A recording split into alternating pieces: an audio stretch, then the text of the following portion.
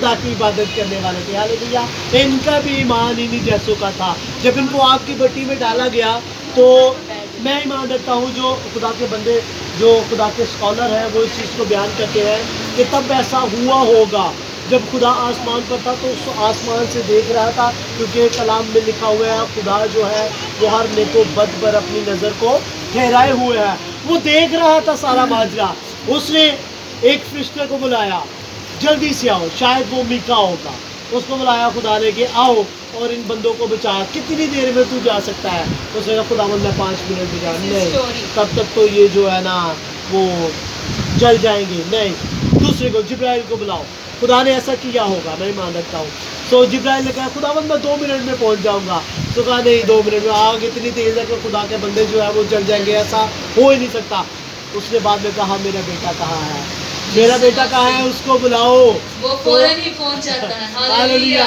जमीन से फरिश्ते कहते हैं तेरा बेटा जो है वो आग में जा चुका है। हालेलुया। खुदावन यीशु नासरी जो है वो पलों में नीचे और ऊपर आने की कुदरत रखता है। हालेलुया।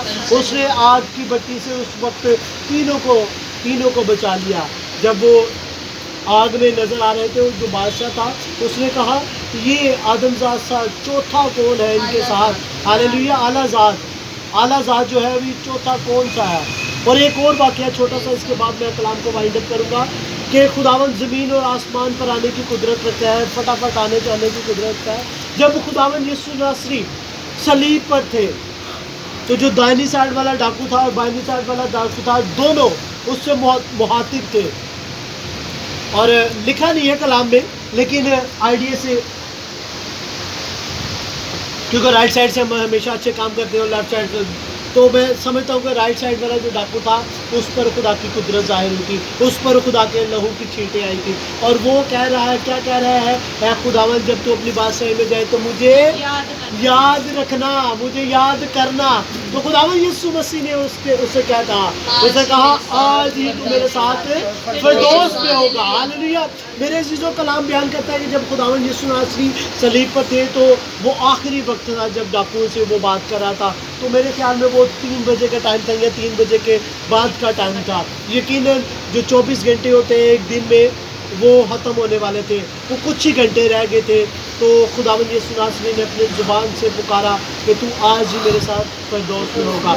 नासा की कंपनी को कौन कौन जानता है? नासा एक बहुत बड़ी लेबॉरेटरी है, बहुत बड़ी सर्च लेबॉरेटरी है जो सबसे पहले चांद पर गई, वो अमेरिका से है, जो सबसे पहले चांद पर गई। तो मेरे चीज़ों, जो नासा बयान करता है वो तहरीक ये है कि उसने अपनी एक तहरीक में बताया कि जब वो चांद पर गए तो चांद से थोड़ा सा दूर, यानी कि जो दूरबीनें होती हैं उनके पास बहुत आला वो होती है टेक्नोलॉजी है, वो काफ़ी दूर देखते हैं। क्या देखते हैं कि एक रोशनी नज़र आ रही है, चांद पर जाके आगे एक रोशनी नज़र आ रही है। तो उन्होंने दूरबीनों से देखा तो वो वहाँ पर एक खुशी, एक बड़ा जश्न हो रहा था।